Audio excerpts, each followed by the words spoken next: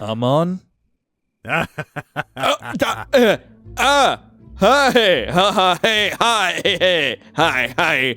hello. I need to stop panicking. I may have to charge you if you look at me like that for too long. How much? Yeah. Like how much? Hey, this game does get a bit spooky, but they are hot men, so strap yourselves in and let's get into it. Where am I? In my dreams, I see a black tower.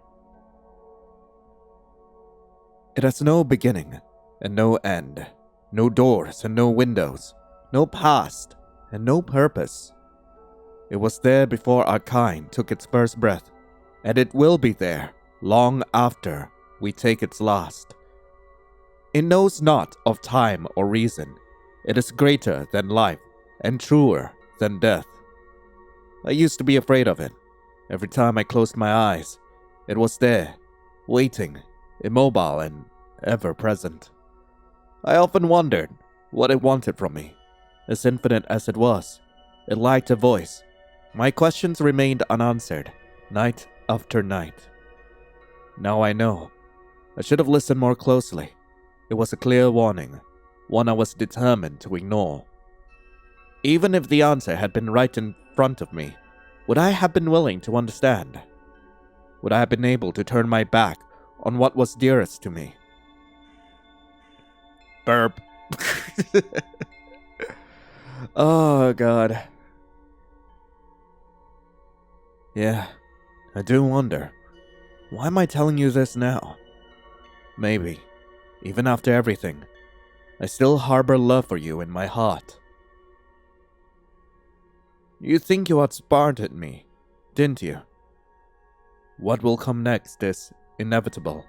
You are only delaying what was written in the foundation of the universe long, long ago.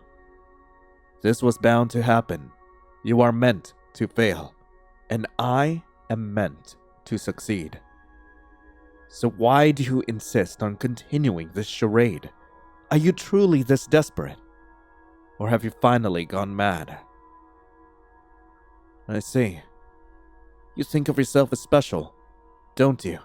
The chosen one, the savior, the hero. Not entirely. I think I'm the one who's going to ruin this world. I'm just saying. It must hurt, knowing you are none of these things. It must make you lie awake at night, knowing someone else now has what was once yours. What is crueler than having no place to go, but having no one to be? And yet, you say nothing. Even now, as you stand at the edge of the abyss, you refuse to so much as mumble a word. You could beg for forgiveness, for help, but you won't. Time is not on your side, betrayer. You will soon have to face me. I will erode the hope of those who denied me. I will feed the fear of the disloyal and the broken. And when they look to the sky, begging for salvation, they will hope to see me. And my wanderer, my dear wanderer, will be the key to a new and glorious birth. Remember, betrayer, the Midnight Tower is not my prison. It is my fortress. Okay, Edgelord. Whatever you say. Huh? Oh. Is this my bedroom? I fell asleep. I wiped the drool off my chin with the back of my hand. The lobby of the occult and esoteric shop is as empty as it was when we got here. The old clock marks more than an hour since Evie disappeared behind that door to get a tarot reading. No one has come in or out since. The cheap, whimsical playlist coming out of the speakers of the waiting room is the only company I have. Chances are, no one even knows I'm still waiting here, and yet, the first sensation that takes over me, when the haze of sleep dissipates, is that of someone watching me. It's been happening again recently. The buzzing in my nape, the disgusting tickle of 1,000 eyes, digging in the back of my head, following me everywhere. Ooh. The blasted tower again. The dream is getting longer with each passing day. More detailed. More permanent. Now it even haunts my sporadic naps. If I close my eyes. What is crueler than having no place to go, but having no one to be? For as long as I can remember, this dream has been a part of my life, an infinite tower decomposing in the bleeding night sky.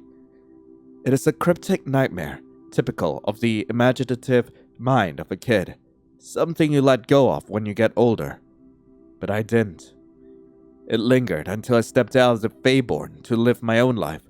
Then, it disappeared without a trace, but since I moved back 2 weeks ago, it's been visiting most nights again, as if it had been waiting for me to return. I can't say I'm surprised it's back though. My mind has never been in a worse place than it is now. Jobless, broke, living back with my mom and grandma in the old family house, waiting for my best friend to get tired of asking questions about a future to a stranger that allegedly has supernatural powers, and dealing with ominous dreams provoked by feelings of anxiety and dread. One therapist I saw had an interesting hypothesis. Having my grandmother constantly claiming the town is cursed may have had some effect on my brain as a kid. The scary tower was the result of it. Based on Grandma's superstitious thinking, the longer I stay here, the more evil rubs on me. That means I'm cursed now, following that logic, and everyone else who lives here, you'd think they would notice if they were. Maybe if I believed in those kinds of things, they would bring me some kind of relief.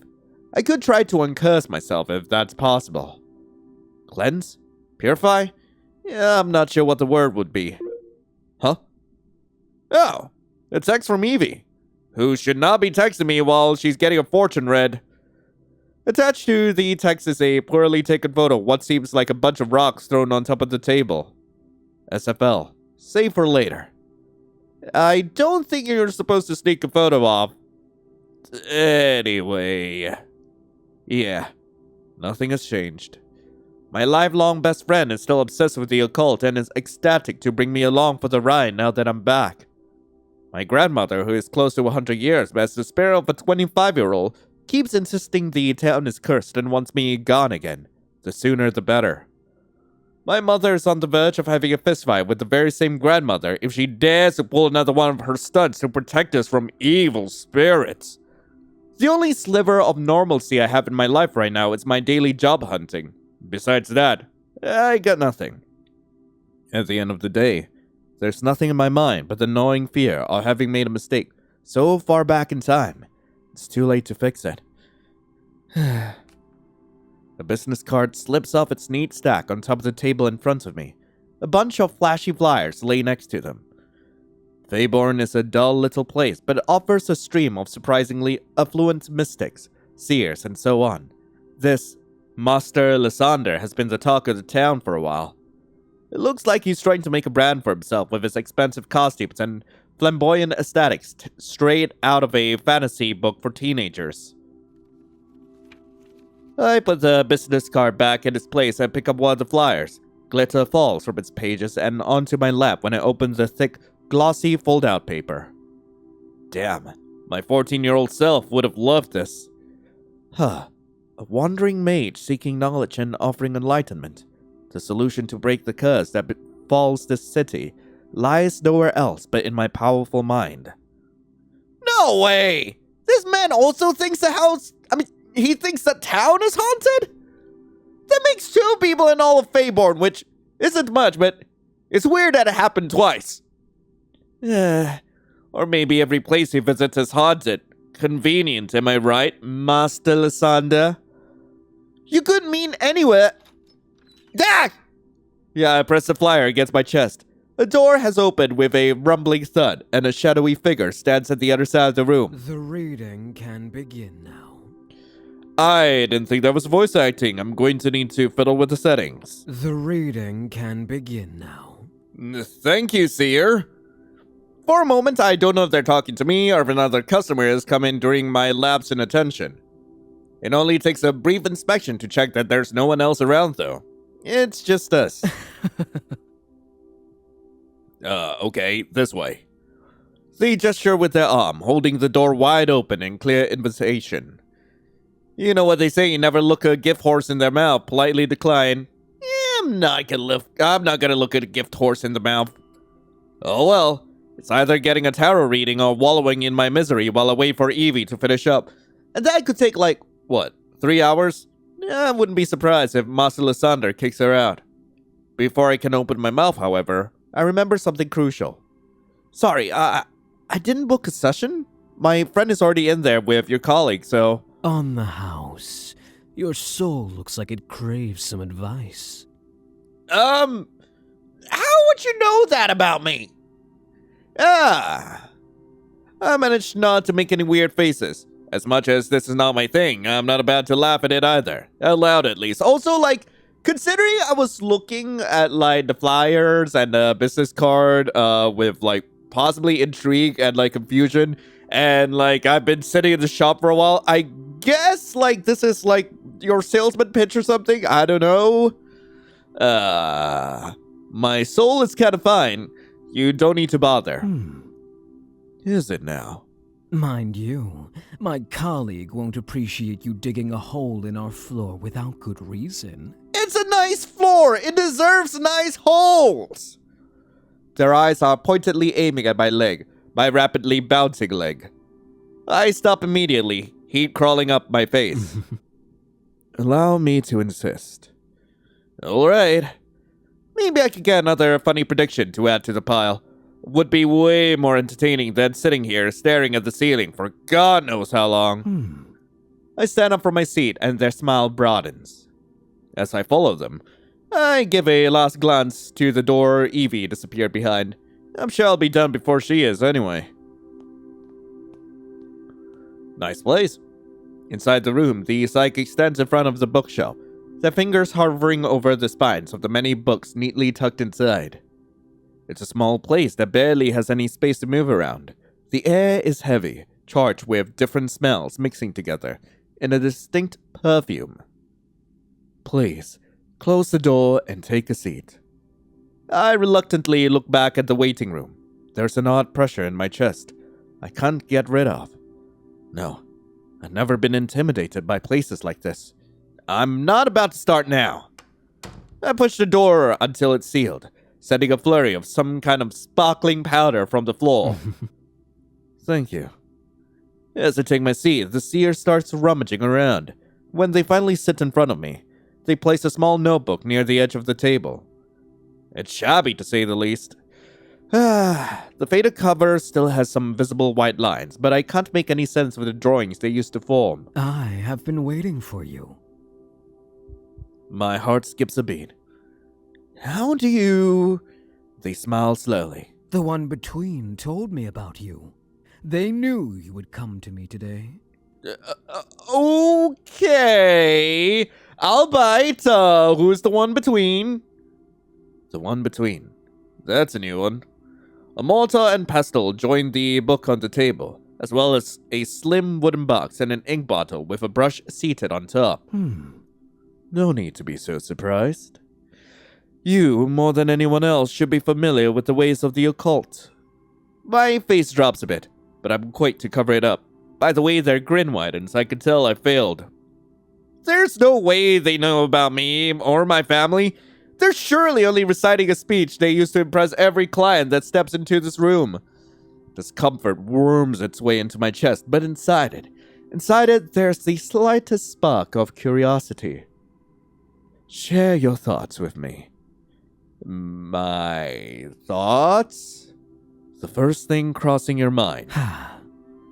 The key to getting acquainted with one's psyche lies in spontaneity. I want to know what's under your robes! You wanted to know my first thoughts. Oh, God. Even I'm disappointed in myself, okay? Shut up!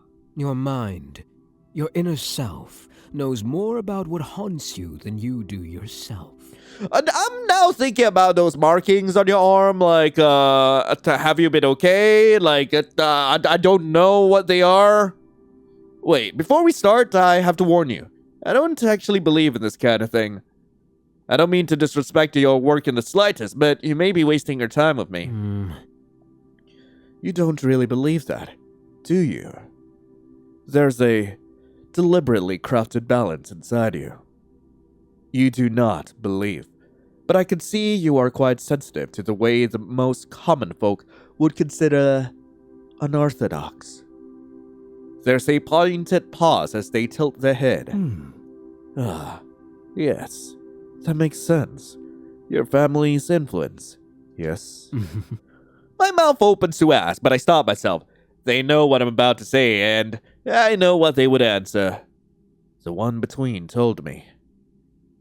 You must know, then, how the minds of the chosen few are prone to connecting with unusual places and forces. The air becomes stiff and dense around me, and the shadows behind their figures seem to elongate until I can make out the shape of the tower. You see, it is easier to enlighten the unbelieving than it is to take the devotion away from the faithful. I assume you're planning to enlighten me, then. You are an interesting individual. We both have our reasons to walk the paths we chose. That we do. Now, as much as I would be ecstatic to discuss this further with you, shall you indulge me? I am very interested in what that mind of yours is hiding. The first thing crossing my mind, huh? Right now, there's a bunch of things I could think about. What does the one between say about me? How's the town cursed exactly? What do you know about my family? None of these are what's crossing my mind. These are things that, yeah, I'm definitely thinking about.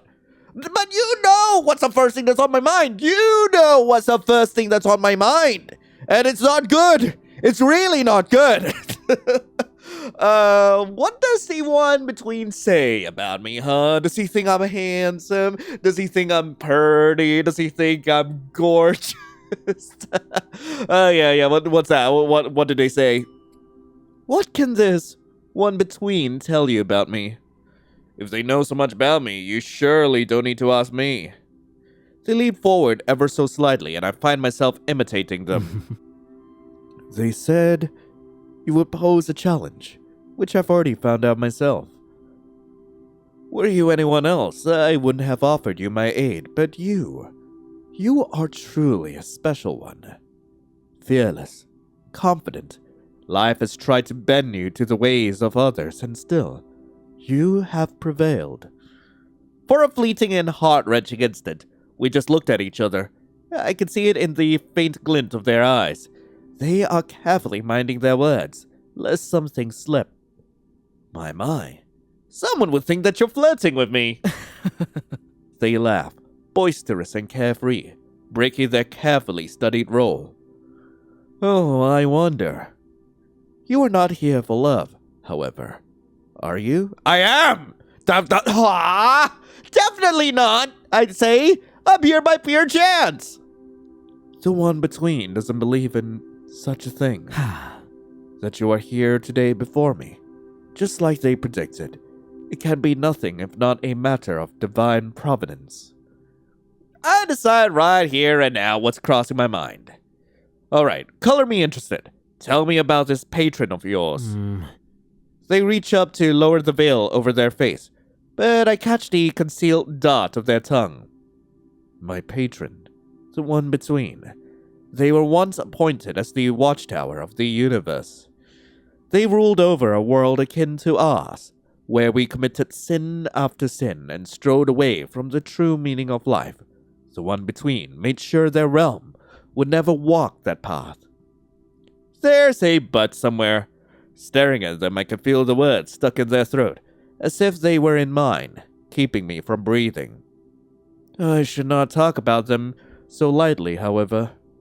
By contract, I am bound to share only what they have given permission to. In other words, Master Lysander hasn't really written down the one between story, and if you say something you shouldn't, you may get fired. I didn't mean to say that out loud! Sorry, I... Yes. You could very well say so. They were right about you. Care to share? They said you wouldn't have trouble speaking openly. That is very generous of your patron. I usually get mouthy instead. I'm afraid I would have to agree. The chuckle we share thankfully dissipates the tension that lingers in the air. Without another word, they open the last page of the notebook and pick up a silky red ribbon resting in the back cover. Let us begin then. Begin? What has this been then? Just a warm-up? Exactly. Under my vigilant stare, they tied one end of the ribbon around their wrist and extend their hand to me next, leaving it on top of the table. Your hand, please. I hesitate. Something doesn't sit right with me. It hasn't for a while now, but how does this person know so much about my life? It's impossible. Do I know them from somewhere? Are they an acquaintance of my family that I don't know about? Not even a stalker would know about the intimate parts of my childhood. At least that's what I want to think. I can't say I believe any of their words, but the shadow of doubt is starting to settle in my chest. Worst case scenario, Evie has been scammed and these people are weirdos, but what if this really gives me some answers? You seem to be particularly interested in me. I cannot deny that. What do you win with this? If I stood up and left now, what would you lose? My patron will be disappointed. I don't expect to recruit or convert you. I merely wish to give you insight, to give you the choice you've never been granted. Okay, let's make a deal then. If I go through with this, you let me ask you as many questions as I want, and you'll answer them. Their shoulders relax with a timid exhale. I give you my word that after this whole ordeal is over, you will have the answers you seek. Well, thank you, Seer. Good. Not that their word means anything, but I'll take it for now. Yeah, place my hand on theirs, and to my utter disbelief, they flip it over. They don't seem interested in the lines on my palm. Instead, they tie the other end of the ribbon around my wrist with delicacy and then dip the brush in the ink. As they do, I sneak my other hand into my pocket where my phone is. If something happens, I just have to press the power button 5 times, then it's 10 seconds of countdown until emergency services are notified. I sound crazy. Nothing's gonna happen. The seer stops before the tip of the brush can touch my skin. Their eyes finding mine, I give them permission with a curt nod. It's oddly fascinating. I thought I'd seen everything. Oil, water riddles, ashes, needles, but this is new. I close my eyes, focusing on the most soothing sensation of the brush caressing me. Yes, relax. Let your mind wander far, far away, to places you never believed you could go. Okay, Aladdin. Their voice is so captivating it's impossible not to melt on my seat, concentrating on the feeling of the ink coating my skin. My hand is left on top of the table as they draw theirs away. The wood pressing under my fingers throbs. On the black, empty canvas that covers my eyes, I see something slithering up, high in the sky. Oh, it's here again. See it. Connect with it. The tower. It materializes before me. So alive I could reach out and touch it. There's a lonely path carved in the mountains, disappearing behind a thick curtain of fog. What do you want from me? What are you? I hear a metallic shing, raising goosebumps on my limbs. I become aware of the silence, of the rumbling of something beneath my feet. There's that strange tickle on the back of my neck again, slowly taking the shape of a pair of eyes. Ow! Ah! Who stabbed me? Something pins my head to the table.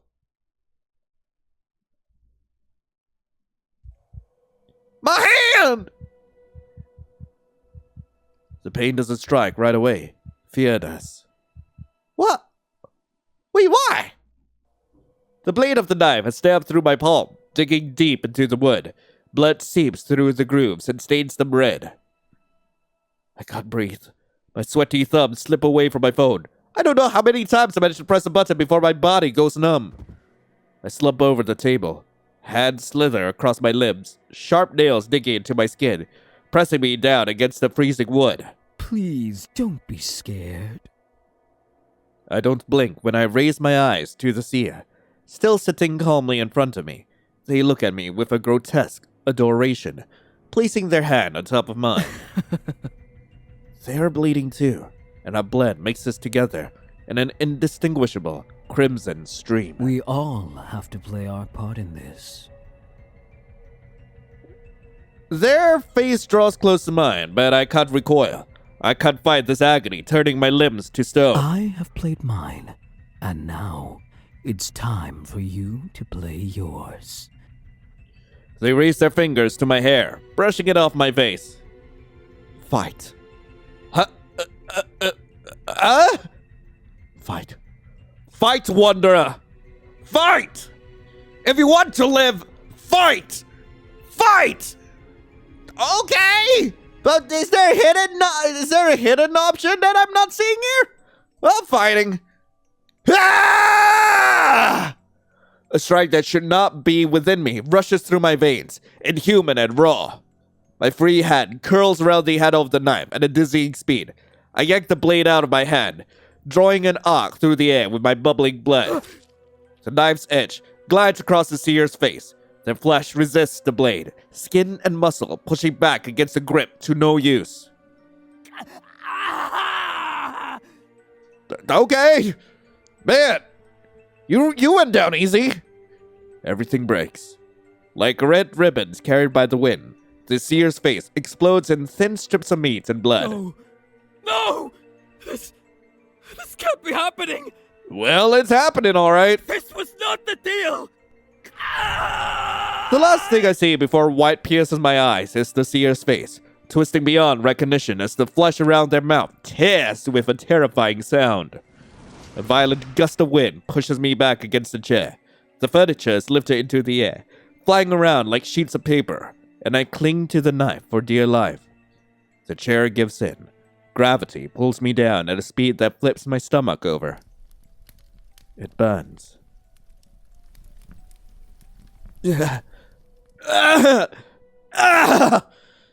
Flames lick my skin, burning past my clothes and flesh until they reach bone. I try to open my eyes, only to screw them shut again with a wail, afraid they'll turn to ashes like the rest of me. I can't hear anything but a ringing in my brain. I don't know if my voice is reaching anyone as I scream for help. I crash into something. My bones break one after the other, like the keys of a piano being violently played. My charred skin comes apart until my raw flesh is in the open, and the raging gale carrying me transforms into millions of needles, pricking every spot they can reach. Then, there's just silence, around me and inside me. The sensation of my bones shattering into splinters feel like soft droplets of rain caressing my body. So, this must be it. This must be what dying feels like. Within the agonizing plague of thoughts tearing my brain apart, there's a clear revelation that leaves no emotion behind. I'm going to die. Awaken, my wanderer. Who? Where? Why am I in the void again? I see the night sky. Pearlescent tears glint in the vast darkness of the world. Above and below, as far as the eye can see, the soft hands in the void brush my hair away from my face and brace the soles of my feet. I'm standing. So I think. I can see my bones peeking through the sliced and scorched meat my body once was, and I feel nothing. You are here, but you are not. There is no sense of direction. Left and right merge with up and down. The only point of reference I have are my useless limbs. You are not complete. Something warm touches my hand. When I look down, there's nothing but the pitiful sight of the thin bones that remain attached to my arm. It's not my body that's being touched. It's me. This is most disheartening. I'd hoped you would. Yeah, I'd hoped. That is all I could do. Do not fear, my dear wanderer. I will take care of you. All of them have failed me. All of them. But you won't. You won't fail me. Gentle fingers caress my cheeks, soothing to my aching skin. The words tickle my brain, begging to be released. I won't fail you. Say it. Manifest it. Feel it in the depths of your soul. Who are you? Someone help. I won't fail you. Where am I? Am I dead? Wait, actually, I feel like this should be read in a different way. Someone help! Oh, God. Okay, I won't fail you. I know. You are my dear wanderer, after all. A lost beacon of hope. The one that carries my will. A kiss falls on my forehead. The world lays me down ever so gently, and in its navel, brimming with life, I am left to rest. Wait! Are we not going to address the fact that the void kissed me? Are we not going to address that? Is that something I can romance? Can I romance the void? I'm cradled in a vaporous wave, laying at the shore that is yet to heal from the storm. But one day, it will heal. One day, it will heal, and it will be glorious. This will be my parting gift to you. Can I smash the void? Shooting stars descend from above, sinking into the empty husk that I am. Inside me, they twist and stretch, sewing me back together, stitch by stitch. Whoa! Then there is light. My eyelids, still sticky over my unfinished and hollow eyes, part to reveal a shining silhouette. The world groans with animosity, with hatred. The sky turns red for the briefest of instants before it settles back into a deeper blue. You never give up, do you? Breaking into my sacred chest, taking my wanderer away from me. Your cruelty knows no limits. A gasp tears through my body as life is breathed into me once more.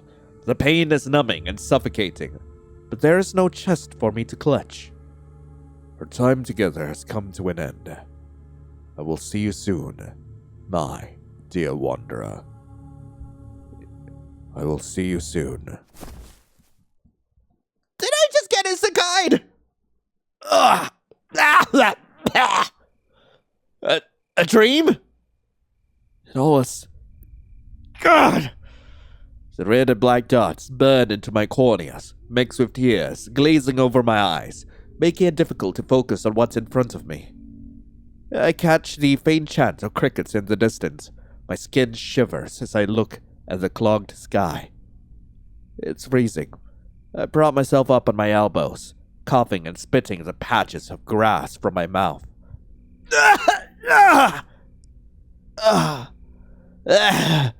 Suddenly, every sensation crashes into me at once. Everything! It burns! I ball my hands into a fist, only to be rewarded with a wave of sharp, white-hot pain. I try to gulp down every breath, but the air gets caught between my wheezing ribs. Under my skin, something is moving. I claw my arms and my throat, trying to tear off the lumps my nails run into. The pain. I can't! It claps on my side. Blades of grass scratch my sizzling skin. A single drop of rain falls on my forehead. It's fine, lad. You'll be fine. Clenching my jaw tight, I catch one breath after the other. I don't know how long I wait until the agony tears me apart finally ebbs away. The first coherent sensation that takes over me is the smell of wet grass and dirt. I sit up. The sudden motion turns my stomach upside down, but I force myself to my feet. I look down, gasping at the sight of blood dripping down my forearm. There's a swollen, gaping cut in the middle of my palm. What the hell just happened? I take in my surroundings. Trees stand as far as the eye can see. The hill I seem to be on top of slings down and back up, spreading into endless mountains. My head. The memories spring forth, as if it was from an opened faucet. That seer clearly knew something about me. I remember talking with them. I remember the pain in my hand, and that adrenaline surging through my veins, but then... nothing. I can't recall a single thing after that. Did they drug me? Was I hallucinating? My phone. I have to check my phone. Thankfully, it's still in my pocket in one piece. There is no signal at all. No internet connection either. But I dial Evie's number anyway. Alright, okay. I'll call the emergency number. Come on. There should be a network tower somewhere. Why can't I even reach the frickin' emergency line? What if they attacked Evie too? Was the appointment a trap? I have to do something. I can't just wait here. Taking a deep breath, I pull the hem of my shirt between my teeth and rip off a piece of fabric. I managed to tightly wrap the cloth around my hand. It didn't take long for it to turn red, but I can only hope it does some good until I find help. Okay. Good job. The moon peeks over the clouds, its pale light bouncing off of something buried in the mud. There, covered in blood, lies the knife. I cut them back, didn't I? I just cut the person's face. I've never held a knife in my hands with the purpose of hurting someone or defending myself. As I grab it now, I don't feel that strength from before, but an unsettling pressure in my chest. It may come in handy. They might come back to finish the job. Which is terrifying to think about. Let's get a move on. Balancing the knife between my fingers, I fit my phone in my palm, eyes strained on the empty signal box as I start to march forward. There has to be a network tower somewhere, or a road I can get to. There's some kind of band tied around the tree, which means people must be living nearby. This could be a pilgrimage route or a camping zone. Maybe these rocks are some kind of landmark. The flapping of wings break the silence. A group of crows sit on the branch right above my head, tilting their beaks at me. I speed up, moving my phone around to catch even a small bar of signal. The crows follow me, bouncing from tree to tree, trying to guess where I might be going. If only I knew to begin with. I'm not close to Feyborn at all, am I? Huh? The reddish light flickers in the forest below, standing out amongst the dark green of the landscape. It's a fire. There's someone down there! I'm saved! I raise my eyes to the sky as relief washes over me. The thick cloud dispersed to unveil the moon, as if she wanted to give me her blessing. I've never seen the moon look so big. It shines so brightly it illuminates the whole forest like a... that is... But I... No, wait a second. Whatever they did to me, whatever's going on, it's just in my head, nothing else. No, something's wrong here. My heart starts pounding loudly in my ears. The tower is there, just like in my dreams, standing infinitely tall right before my eyes. It exists. The tower is real. Magnificent, isn't it? Ah! A sharp flash of pain drills the inside of my skull. The light of the moon becomes unbearable as I turn away, clutching my forehead. The hell did they do to me? Frigid sweat rolls down my spine. There's a suffocating pain in my chest. I need to find help soon. I glance back at the fire, trying not to let the massive tower on the horizon drag my attention away. There's definitely someone down there, but I don't know if my body will hold out long enough. Well, I keep walking to the fire. No, I'm almost there. I can't give up now. I've gone this far. Just a bit more. Just enough to reach that fire. It could be shelter. Some teenagers partying in secret. a family having a camp night. All those sound better than turning away from the tower and taking my chances in the dark.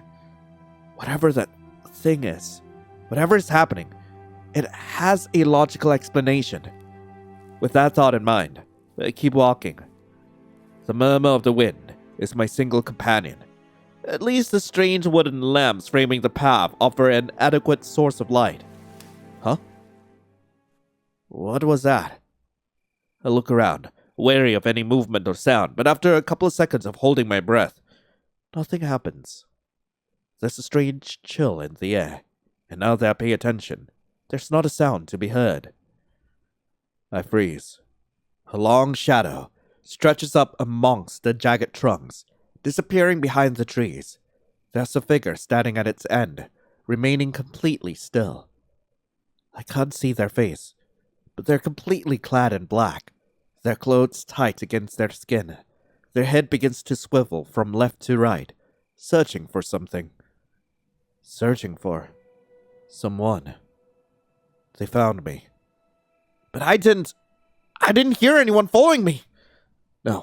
No, they would have just jumped me by now if they noticed me, right? Whispers come from where the stranger lingers. A sharp ray of moonlight pierces through the trees, bathing them in light. The hell is that? I grip the handle of the knife with all my strength, taking a step back. The hairs on my arms stand on end as I take in the viscous, putrid flesh of the creature before me. Its skin sizzles when the light brushes its arms, long and knotted together like rotten chunks of meat. One sprouts after the other from a pool of mangled bodies, keeping it standing.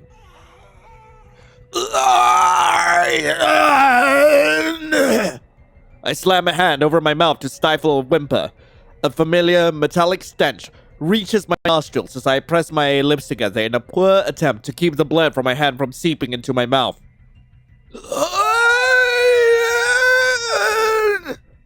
A wretch turns my stomach upside down. This is a nightmare. This can only be a nightmare. The creature doesn't move. Its elongated head keeps pivoting from one side to the other like a watchtower. What? Every fiber of my being is set on fire. What the hell is that? No!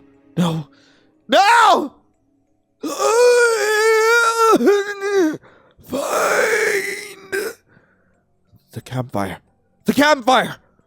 Someone help me!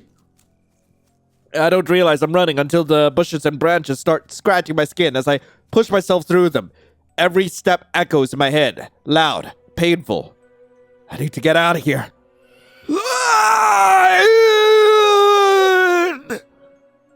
The mud becomes heavy and sticky under my feet, but I keep going. The ripples of smoke come closer, and so does the tower.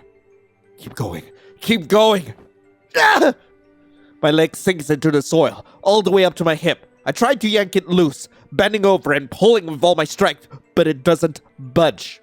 No! Please! Come on! A hand sprouts out of the fleshy ground. It coils around my free ankle, lumpy fingers creeping up my skin until they reach my calf. No! Another takes hold of my elbow, pulling me down. My cheek presses against the putrid mud. The joints of my arms and legs stretch to a painful limit that has me crying out. Something heavy falls on my back. The last breath of air I take is plagued by a rotten and thick liquid that pools in the back of my throat.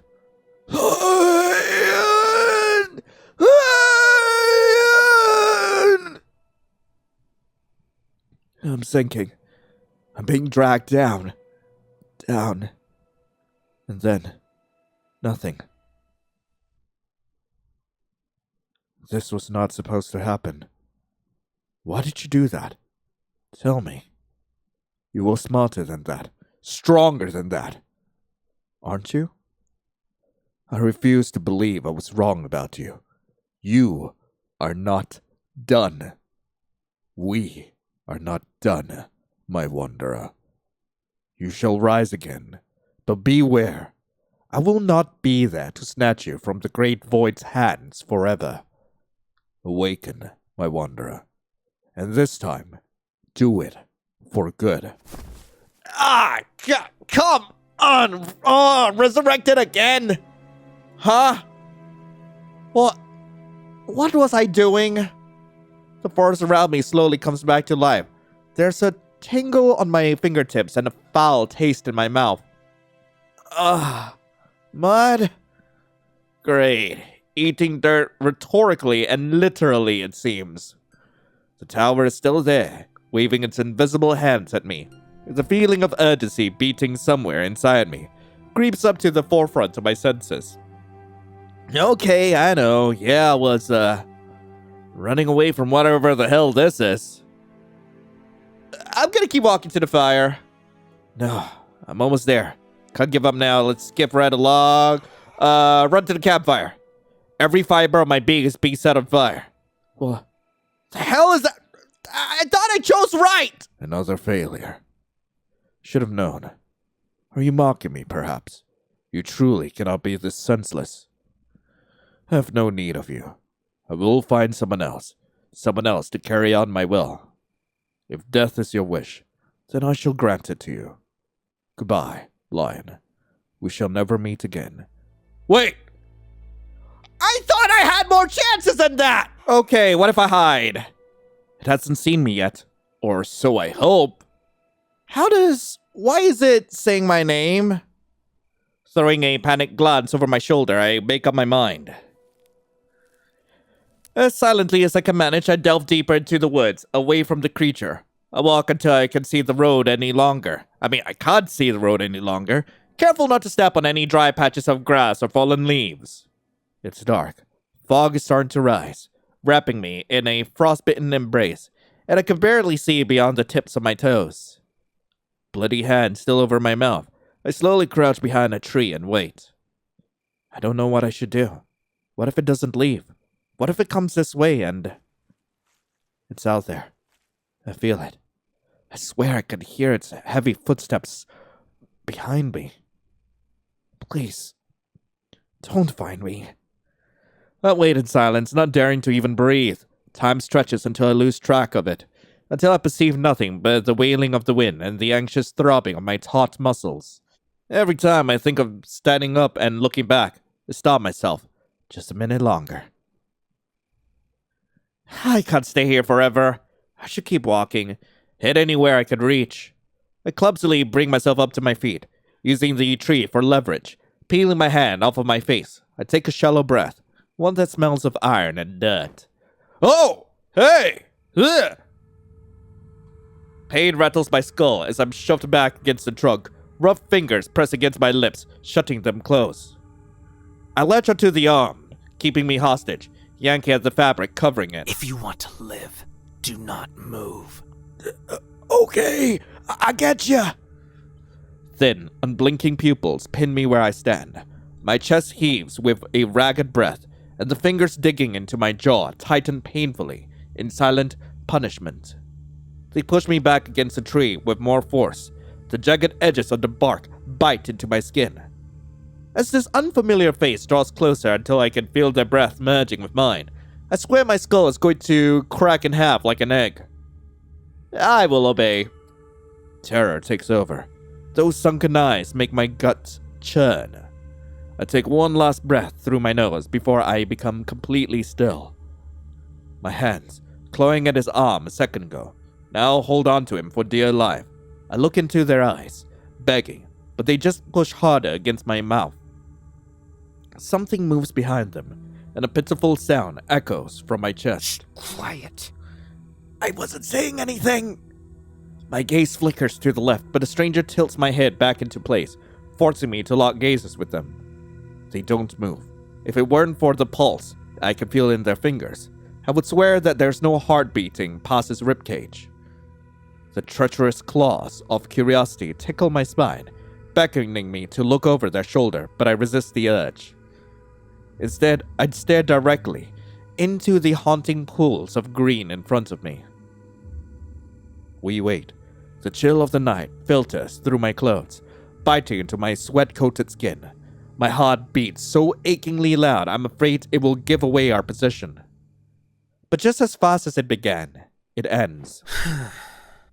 The stranger releases me, taking away all the strength that was keeping me upright. I manage to kneel forward, fighting the acid climbing to my throat. A rat rattles my chest, but I swallow down whatever may be trying to emerge. My forceful savior looks around in grim silence. When they notice my gaze, they tilt their head askew, as if wondering whether I have something to say. You're not as obtuse as you look. Maybe you do have a chance after all. Their words are hushed, not meant for my ears, but aimed at me nonetheless.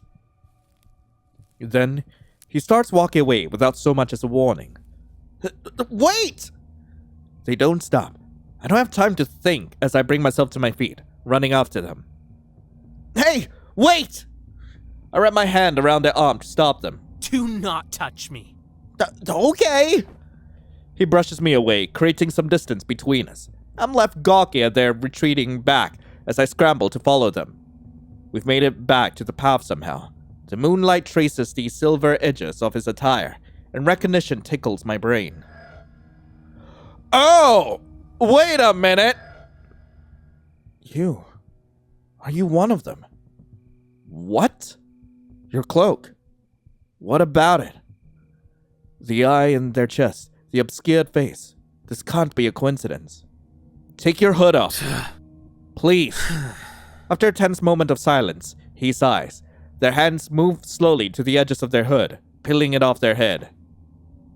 An elf? Are you an elf? His skin is so pale, I can clearly see the bluish veins running under his cheeks. His eyes, a green too bright to be natural, draw a line from the top of my head to the tip of my toes.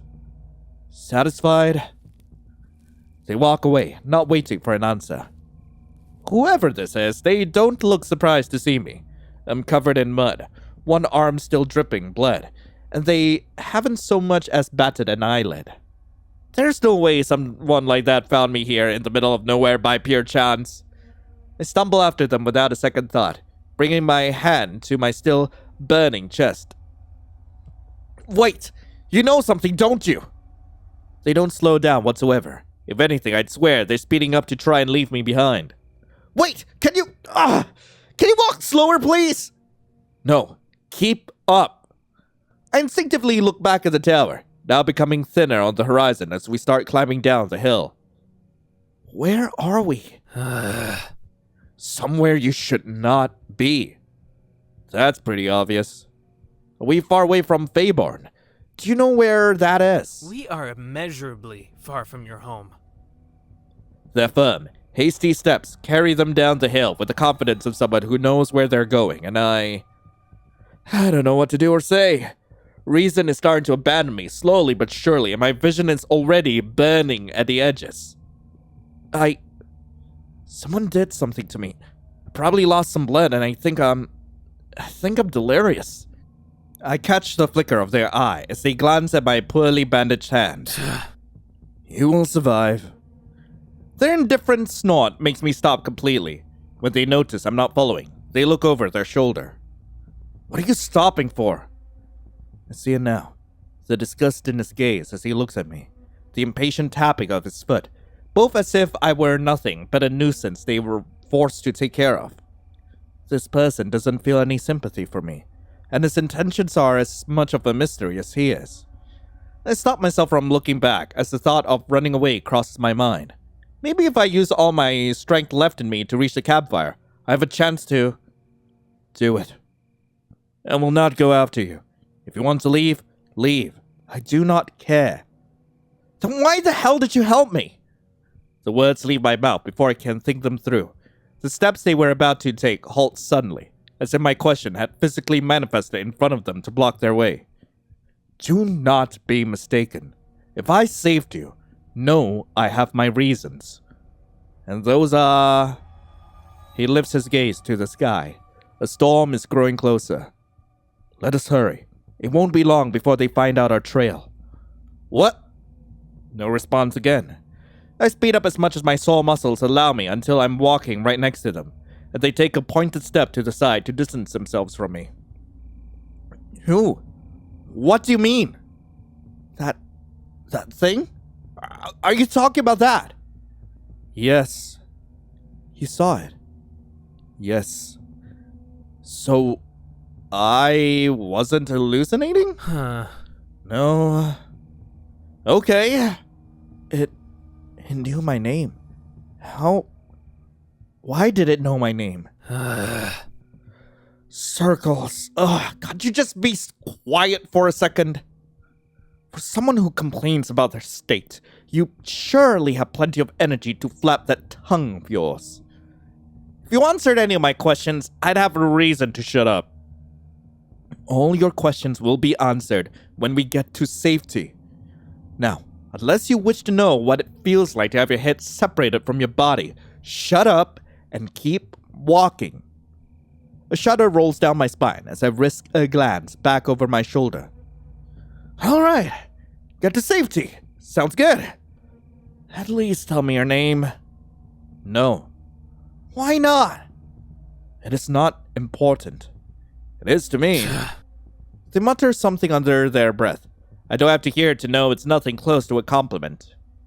If you were just a little more compliant, then I wouldn't be... Envy. That's your name? Huh? If you have to address me, which I hope doesn't happen too frequently, that is what you will call me. Right. Envy. Got it. Is that like an autistic name or something? No. Alright, nice to meet you, I guess. I'm lying. I did not ask. I'm left behind again as they pick up speed. And this time, I don't try to catch up. That's the end of the conversation and of any further exchanges we could have. We continue to climb down the hill in silence with me trailing a few feet behind him. The wind starts blowing more harshly, stinging my skin, and I hug myself to preserve the feeble warmth left in me. Every step takes immense effort, but I refuse to stop. I know they're not going to help me to my feet if I were to fall down. Do not dawdle. We're not out of danger yet. I'm trying. Not hard enough, it seems. God, blah, blah, blah, blah, blah, blah. Please wait. I cannot. If you want to live, you will keep up. Of course I want to live. The desperate outburst leaves my parched throat before I can stop it. Envy stops right in front of me, now watching me intently. As I limp my way to them, I cling to my conviction for dear life. I want to live. That I don't understand. That I have questions. Doesn't mean I'm about to just lay down and give up. I walk past him, one arm tightly wrapped around my stomach. The only rational thought amidst the panic turmoil in my brain is to keep moving forward at all costs, and I chase after that single sliver of hope with all the might I have left in me. Fool. They pull me by the wrist with little delicacy. I'm slammed right into their side with unneeded strength, the arm awkwardly snaking under my own. You will only slow us down. Anyone would notice the tension in their every muscle as they press me to them. You will only slow us down. Anyone would notice the tension in their every muscle as they press me to them. Thank you. I'm not doing this for you. Thank you anyway? I'm met with silence. From this close, I catch the bob of their throat as they look over me in reassessment. We're almost there. If you survive the descent, you may have a chance. No other words leave their lips as they carry me through the forest. As much as I try to walk my own, I end up leaning against them more and more than I would like to admit. I mean, hey, hot elf dude, like, why would I not lean against him? I don't feel any better, but by the time we reach what looks like the bottom of the hill, I'm at least breathing properly. Fog is starting to rise once more, coiling around the trunks and the rocks framing the path. We stop. The hand around my shoulder stiffens as I look at its owner, catching them furrowing their brow. Someone's coming. My breath gets stuck midway as I'm trying to remember that thing from before. Stay close. I look at them as they step away, facing the source of the sound. I have to bend over to not lose my balance and fall flat to the ground. What? They lift a finger to their lips, and I clamp my mouth shut, gluing myself to their side. The knife is still in my hands, its presence as reassuring as it can be. However, when the tight buzzing in the air seems to reach its peak, envy just deflates with a tiny sigh. Amon? Hi,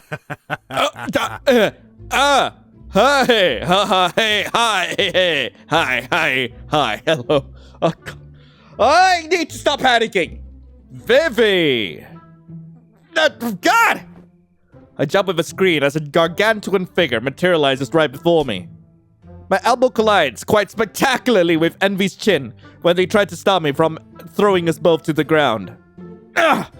Watch out, you goddamn idiot! Sorry. A man pops out from the fog, heedless of a reaction. With each step he takes towards us, I find myself craning my neck further back until it's stretched to its limit. He's wearing a weird, flashy tunic, and I avert my gaze when I see the generous cut in the middle, showcasing everything from his neck to his navel. Vivi! Damn it, I was starting to get worried. Don't call me that, you moron! Huh. What's with that now? Just don't call me that! Oh, I was worried sick about you. And this is how you'll repay me? I love Amon. I never asked for you to worry about me. Uh-huh. You don't have to ask, silly. It's my job. Circles keep me. Hey, you two look comfy. I'd rather get comfy with you, I mean. Oh, hello. Envy turns to eye me at the same time I do. Our limbs are still awkwardly tangled together, somehow creating a weird balance that keeps us from collapsing in a heap. Hey! Whoops.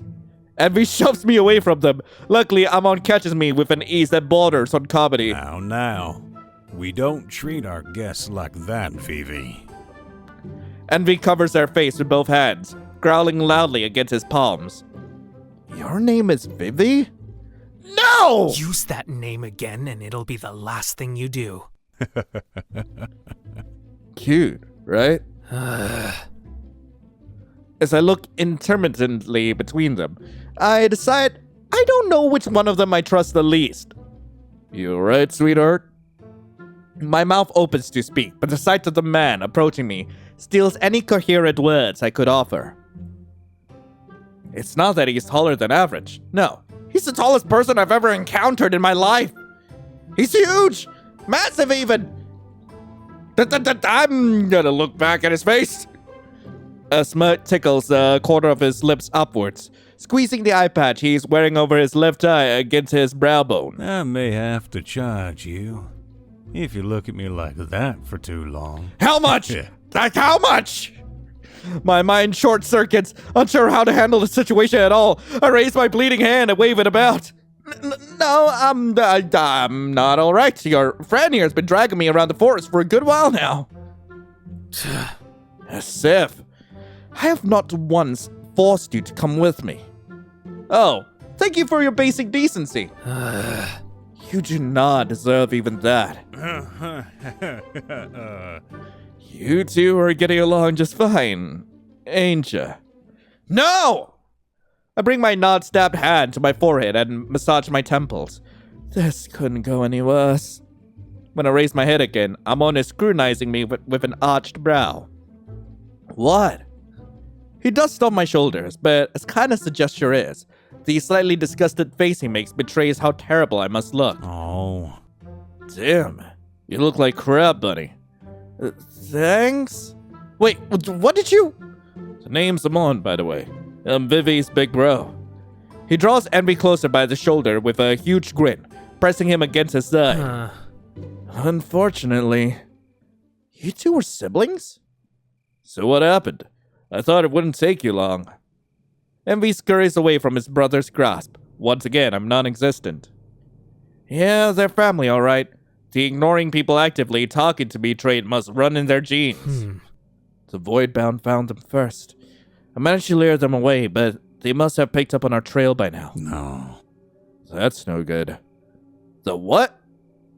Let's get going then. Already sent word to the Spire of what's going on. Wait. Let me stop you right there. This is going too fast. I'm having trouble catching up. The hell are you talking about? Nothing of your concern. You will keep doing as I say. What? No! Their eyes narrow on me. No? No! I think I've already played it long enough.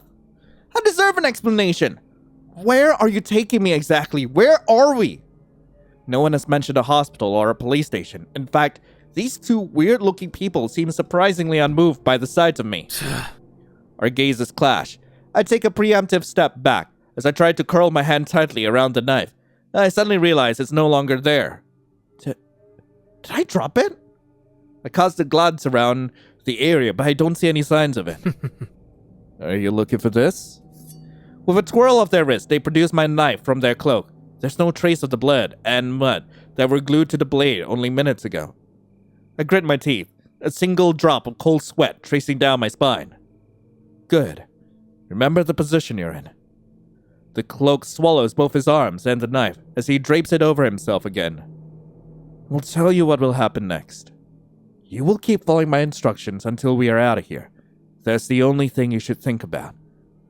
I am not moving until you tell me what's going on. His unreadable facade cracks at the edges. Don't you understand that you are in no position to bargain? It is very simple. Either you obey me or you get torn apart by those creatures. Your choice. Just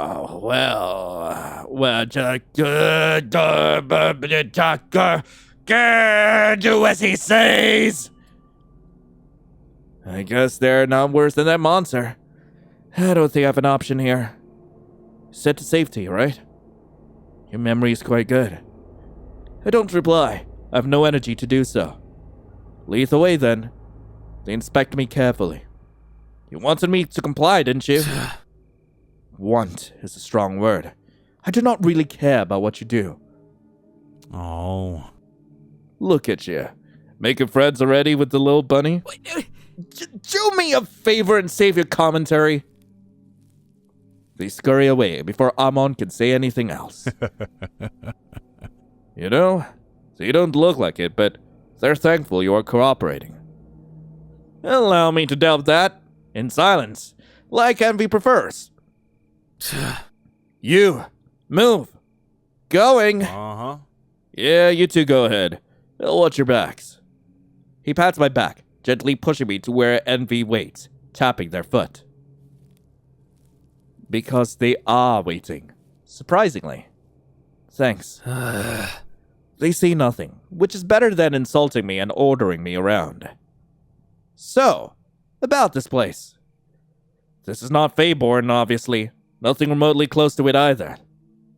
You are in Limbo, the realm between. A place that should, per the laws of existence, be out of reach to you. No one has ever crossed the border, from this side or the other. At least that we know of. What? Okay. The one between. And the realm between? I don't think I'm following. Of course. Think about it as the ocean. You can see the surface, but the depths are dark. Until you submerge, you cannot know what lies beneath. Or even if you can make it there. Their eyes pointedly land on me.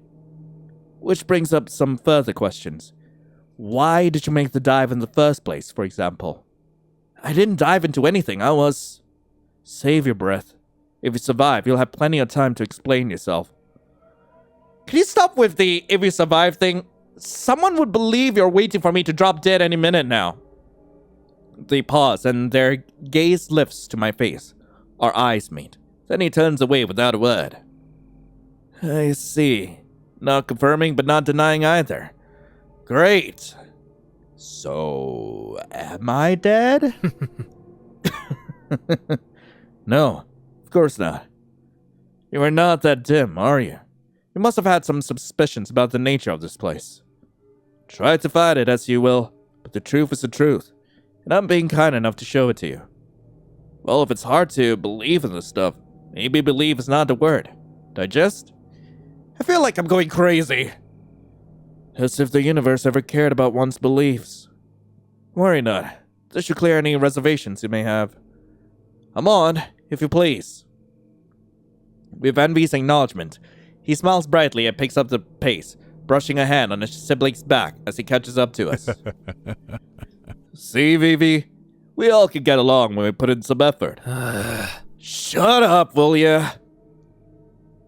Offering me a smile as a peacemaking gesture, Amon places a hand on my upper back, beckoning me forward.